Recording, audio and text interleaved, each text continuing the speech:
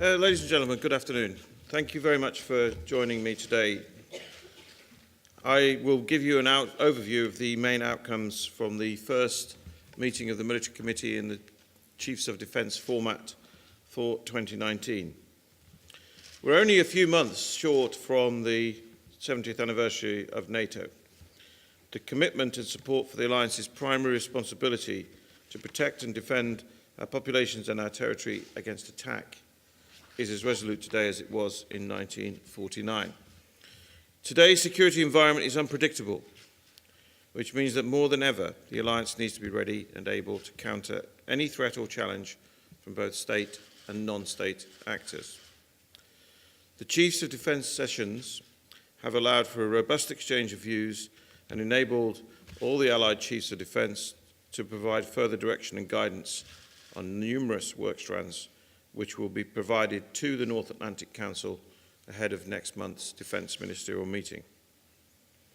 The Military Committee started their first session with the NATO Secretary-General, Jens Stoltenberg. This session allowed the Secretary-General and the Chiefs of Defence staff to exchange views on key strategic issues which face the Alliance and help to set the scene for the rest of the day's discussions. In a session on NATO's current and future challenges, the Chiefs of Defence emphasised the importance of continued intelligence sharing between allies and international partners. In order that the Alliance maintains credibility, the Chiefs of Defence discussed how new technology, especially those which we class as disruptive technologies, will influence the planning and execution of future operations, missions and activities. NATO needs to have a key role in developing those technologies to maintain an advantage. The Chiefs of Defence agreed that Russia and international terror groups were the two major challenges. Discussions focused on continuing to monitor Russia's posture, as well as on the importance of keeping NATO-Russia military-to-military lines of communication open. The Chads exchanged views on military-to-military cooperation with Ukraine and the importance of engagement. They expressed concern about Russian actions in the Black Sea, particularly surrounding the Sea of Azov and the Kerch Strait. Turning to the Alliance strategic developments, the Chiefs of Defence reviewed the progress on the development of NATO's military strategy.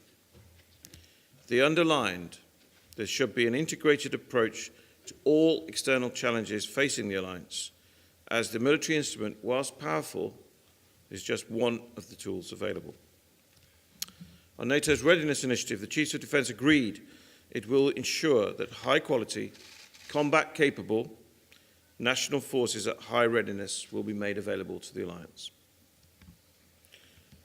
Meeting with our operational partners in resolute support format, the Military Committee received briefings on the operational political situation on the ground in Afghanistan. Chiefs of Defence reiterated their support for the NATO-led mission to train, assist and advise the Afghan National Defence and Security Forces and institutions. Chiefs of Defence reaffirmed their commitment to Afghanistan's long-term security and stability and to an Afghan-led and owned peace process. Focusing on the regional security situation, the Military Committee met with the Pakistani Chief of Defence, General Hayat. The Allied chiefs welcomed Pakistan's commitment and support to reconciliation in Afghanistan and acknowledged Pakistan's continued support to facilitate NATO's logistical supply lines for its resolute support mission. And the Allied Chads recognised Pakistan's sacrifice and commitment to defeating terrorist threats. Regarding NATO's deterrence and defence posture, the Chiefs of Defence welcomed the NATO command structure adaptation progress, noting that a modern, agile and robust command structure will strengthen the Alliance's deterrence and defence and its ability to project stability. For the first of today's three sessions, we were joined by our former military colleague, friend and colleague, and now Chairman of the European Union Military Committee, General Claudio Graziano, to discuss topics of mutual interest. The Military Committee received an update from Allied Command Transformation on warfare development and discuss ways to link strategic thinking to the delivery of capabilities through increased experimentation, trials, exercising, modelling and simulation. Meeting with Georgia, the Chiefs of Defence received an update on the security situation in and around the country, the strengthening of its institutions and ongoing defence reforms. And the Chiefs of Defence received an update on how the implementation of the substantial NATO-Georgia package is progressing from the Georgian Chief of Defence Staff, Major General Vladimir Chachibeya. The Chiefs of Defence noted the security situation in the region remains challenging and welcomed Georgia's constructive approach to resolving the situation. They also recognised and stated their appreciation for Georgia's significant and enduring contribution to NATO's operations and missions. Finally, turning to the Western Balkans, the Military Committee agreed that NATO and the Western Balkans share common interests in regional stability and defeating terrorism. The Chiefs of Defence reaffirmed that any changes to NATO's force posture will remain conditions-based and not calendar-driven. NATO will ensure its KFOR mission to ensure a safe and secure environment in Kosovo. The Military Committee noted the long-standing agreement that NATO would have to re-examine our level of engagement with the Kosovo Security Force should its mandate evolve. And the Military Committee acknowledged that strategic communication efforts should reinforce the alliance's engagement and improve resilience to disinformation in the region. So, over the past day and a half, we've covered a wide range of topics which demonstrate the breadth of the work currently going on within the alliance. Thank you very much. Thank you, Chairman. We've got time for 3 or 4 questions. So if I can ask you to give us your name and which publication. We'll start with the gentleman in the front. Thank you very much. Robin Emmett from Reuters. I had a question on Afghanistan. I wondered if President Trump's plans for Afghanistan were made clear to the Chods, or if they are clear to the Chods, and whether the potential withdrawal would have any effect on Resolute support. Thank you. The Resolute support mission remains unchanged, and we have confirmed our commitment to the safety and security of Afghanistan, and we've confirmed our commitment to the force generation process by which we create up to 41 allies and partners to support the mission. So there has been no change. And if there is a further change, that would be a matter for the US authorities. Lady on the left in a pink jumper.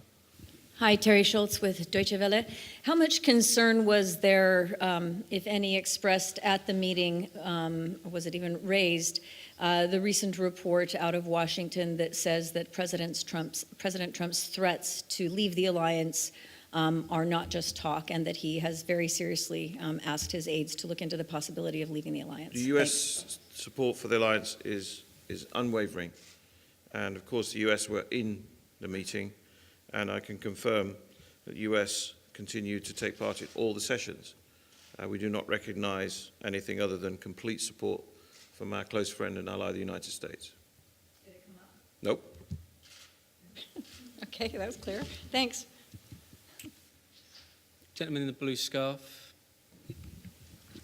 The RIA Novosti news agency, RIA Novosti, Russian news agency. I have a question about the Inf Treaty. Have the military committee raised the question, the issue of the Inf Treaty today? Thank you. The INF Treaty was not discussed with the military committee, but I will make clear that, of course, as the Secretary General has made very clear, the violation by Russia of the INF Treaty erodes the foundation of effective arms control. And we will ensure, as an alliance, that we sustain the credibility and effectiveness of our overall deterrence and defence posture, which we've agreed at the Chiefs of Defence meeting. Got time for one more. I'm going to go to the lady on the right, please, in the scarf. Thank you, Ana Pisonero from the Spanish news agency Europa Press. On Kosovo, if I may, you said if the mandate of the Kosovo security forces evolves, but we understood that the army, the new Kosovo army, that there has been a green light to create it. So how did the CHODs discuss the possibility of individual nation states such as France, maybe UK, maybe even the US, taking on board the training of the new army, of the new Kosovo army? And on the disruptive technologies, sir, I don't know if you could give us a hint of what kind of disruptive technologies are we looking into. I mean, a while ago we were talking a lot about the anti-aerial, anti-access denial technology capabilities that we were interested in. Missile, ballistic technology is also in the radar, particularly also concerning the new threats from Russia and others with the new systems. Thank you. The CHOD's committed to the integration of an understanding of new and disruptive technologies into future capability requirements. We did not discuss the details of individual technologies, but we remain obviously committed as an alliance at 29 to harness the strength of research, development, science and technology from across the alliance to deepen and widen our understanding of technology.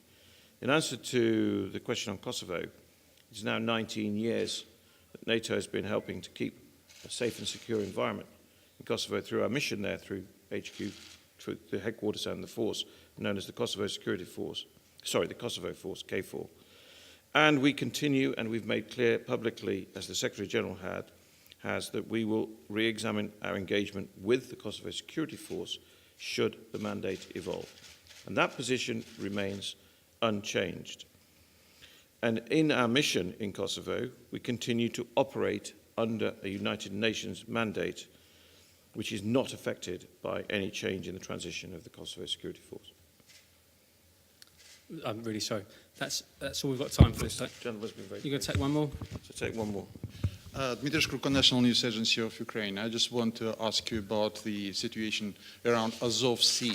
In fact, what kind of military measures were agreed between allies because of that situation, and what can we expect in the nearest future? Thanks. I won't go into detail on individual military measures, but NATO continues to operate in and around the Black Sea region, and NATO continues to engage with our partner, Ukraine.